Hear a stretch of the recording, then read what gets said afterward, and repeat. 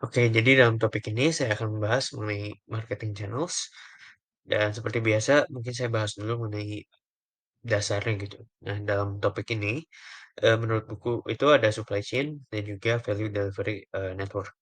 Nah, supply chain itu dikatakan sebagai proses produksi dan juga penyampaiannya gitu kepada pembeli, supplier dan juga reseller dengan adanya sebuah hubungan atau relationship yang terjadi gitu. Nah, supply chain ini dikatakan ada dua jenis, ada upstream dan juga downstream. Intinya upstream itu berhubungan dengan aktor-aktor yang membuat keberadaan produk dan jasanya itu bisa ke supplier atau ke yang kerjasamanya gitu ya. Dan yang kedua itu ada downstream atau yang istilahnya itu adalah marketing channels. Nah, downstream ini singkatnya itu hubungan yang terjadi kepada pelanggan atau konsumen akhir gitu. Nah, konsumen akhirnya ini juga masih bisa berupa wholesaler ataupun retailer gitu. Jadi nggak harus konsumen yang benar-benar memakainya.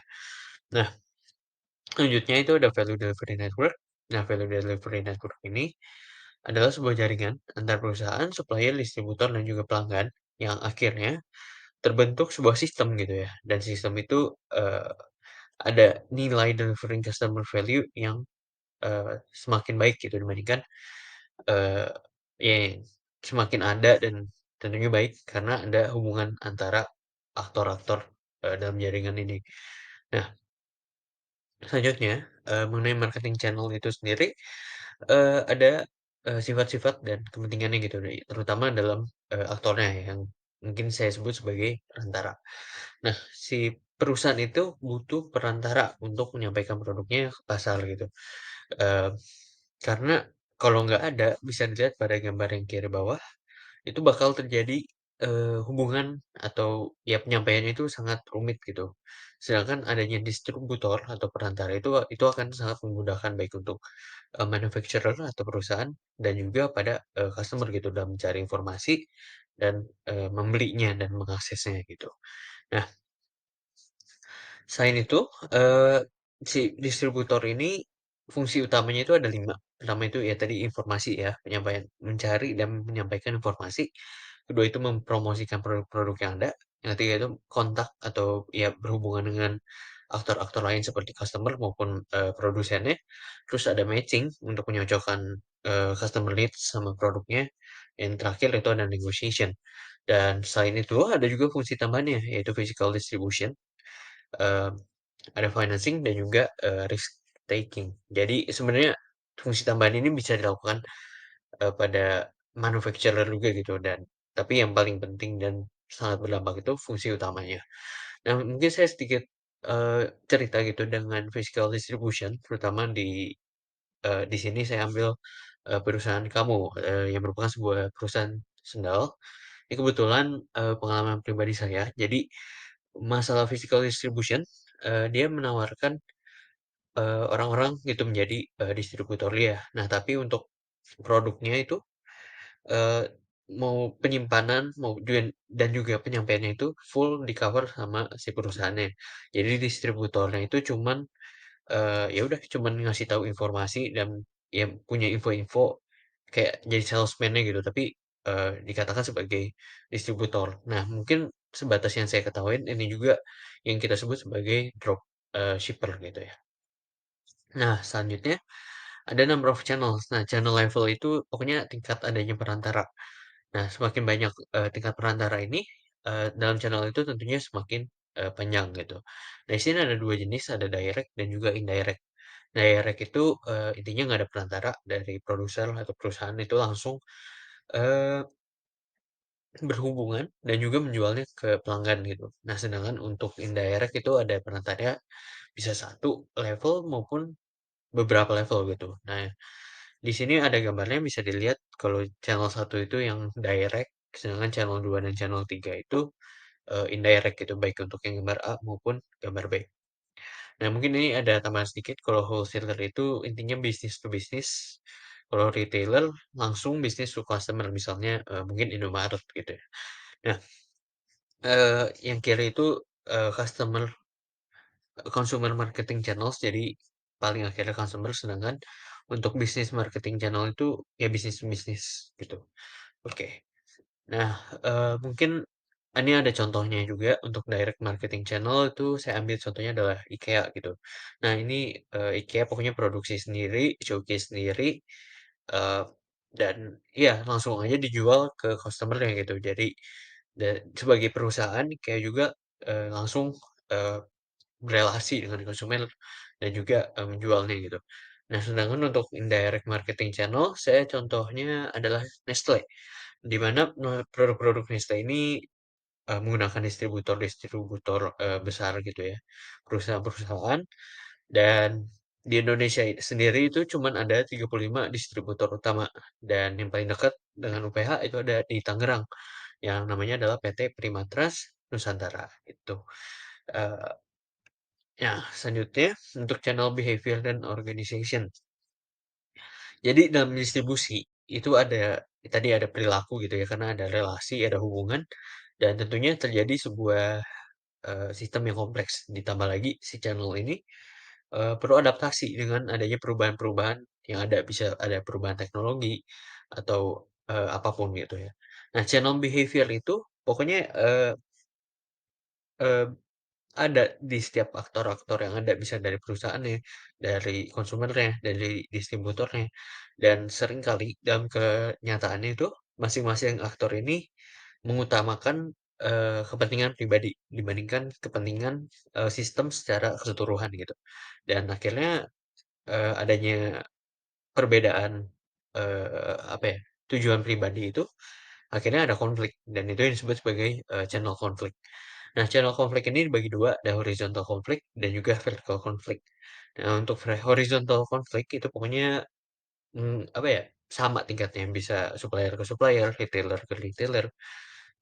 Kalau vertical konflik itu berdasarkan, tingkat yang berbeda tapi channel-nya sama, contohnya supplier ke produsennya. Nah, selanjutnya ada vertical marketing systems atau VMS. Nah, ini bisa lihat gambarnya dulu, yang kiri itu conventional marketing channel. Jadi kalau yang kita bayangin gitu ya vertical marketing system, mungkin, gambarannya yang kiri, padahal itu adalah sebenarnya conventional marketing channel, di mana, produsen, wholesaler, sama retailer-nya itu terpisah dan ya, independen gitu. Sedangkan kalau yang VMS itu yang gambar kanan, di mana setiap aktor itu saling berhubungan dan enggak ada sifat apa ya, saling independen dan bergantungan gitu. Nah, contohnya VMS itu ada 3, ada corporate yang pertama, dan corporate VMS itu pokoknya terjadi saat perusahaan itu, memproduksi dan distribusinya dalam satu kepemilikan. Nah, contohnya IKEA tadi ya.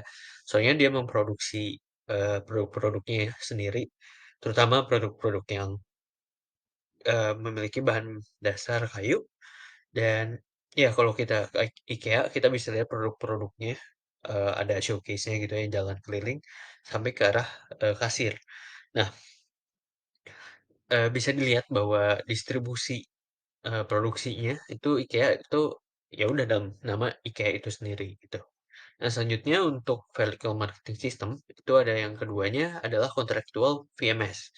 Di mana VMS ini, terjadi saat beberapa perusahaan dalam level yang berbeda itu kerjasama. Nah, ini contohnya McDonald, di mana di McD ini, ada supplier-nya itu bukan di bawah, eee, McD gitu, di mana, eee, McD ini mengambil supplier-supplier yang berbeda dan ada kontrak dan kerjasama antar, aktor tersebut. Nah, selanjutnya yang ketiga itu administer vertical marketing system, di mana VMS ini, terjadi saat satu atau beberapa firm atau perusahaan itu, eee, menggunakan ukuran dan kekuatannya untuk, eee, mengambil dominansi dalam, distribusinya gitu. Nah, si Nestle, ini contohnya Nestle itu sebagai produk yang besar, ini bisa dilihat produknya itu, mencakup, cukup banyak gitu ya. Nah, dari cerita yang saya tahu, itu si Nestle ini, eee, sangat ketat gitu, baik ke distributor yang utamanya, yang 35 maupun ke distributor kecil-kecilnya. Nah, si Nestle ini bakal, punya divisi sendiri, udah punya divisi sendiri dan bakal, mengatur supply chain dan sistemnya. Sehingga pokoknya kualitasnya itu harus, top gitu, maupun sampai ke retailer kecil. Nah, itu yang, saya baca dan ketahui gitu. Nah, selanjutnya, mengenai horizontal marketing system itu terjadi saat atau lebih perusahaan dalam level yang sama itu bekerja sama gitu. Dan ini contohnya air mineral, merek klub sama juga Indomaret gitu sebagai dua perusahaan yang berbeda, mereka kerjasama membuat produk gabungan gitu, yaitu air minum Indomaret yang disuplai dari klub dan juga dijual di Indomaret gitu. Nah, ini mendapat keuntungannya apa? Si klub itu mendapatkan keuntungan, distribusi, sedangkan si Indomaret itu mendapatkan keuntungan ekonomis, dan juga menjadi, penjual produk minum gitu ya. Jadi sebuah, apa ya, jadi sebuah aktor juga gitu dalam menjual, air minum, gitu. Nah, selanjutnya, eee, ada multi channel marketing system, di mana terjadi saat perusahaan itu menggunakan 2 atau lebih, eee, channel untuk mencapai segmen pembeli yang lebih luas. Ini contohnya fast food, mau apapun ya, McD, KFC, Burger King, atau apapun itu, dikatakan menggunakan multi channel marketing system. Contohnya itu dari, eee aplikasi-aplikasi sekarang udah banyak, hampir semuanya itu punya aplikasinya sendiri untuk beli makanan. Terus ada juga, sistem direct di mana kasih, eee, voucher fisik gitu pada orang-orangnya, terus juga bisa dari perusahaan lain, contohnya kalau kita mau beli fast food ini kita bisa beli juga lewat, eee, perusahaan lain yang kita sebut sebagai GoFood, GrabFood gitu. Dan ya itu contohnya multi channel marketing system. Nah, yang terakhir itu ada channel design decision, di mana ada 4, eee, intinya, di mana yang pertama itu analyzing consumer needs, di mana diperlukan adanya analisa, baik untuk penyampaiannya, servisnya, sehingga sesuai gitu dengan apa yang disampaikan dari perusahaan atau, ya perusahaan, produk maupun jasa. Yang kedua itu setting channel objektif. Jadi perlu adanya tujuan atau target segmen, mmm, dan channel-nya gitu. Dan banyak faktornya, contohnya itu dari perusahaannya itu sendiri, dari produknya, ada perantara, kompetitor, dan juga lingkungan sekitar. Nah, yang ketiga itu ada identifying major alternatives, di mana, eee Major major alternatif ini bisa lihat dari tipenya, itu ada penyampaiannya tipenya direct, menggunakan telepon, internet, pokoknya langsung ke customer, bisa juga, indirect gitu, adanya, retailer.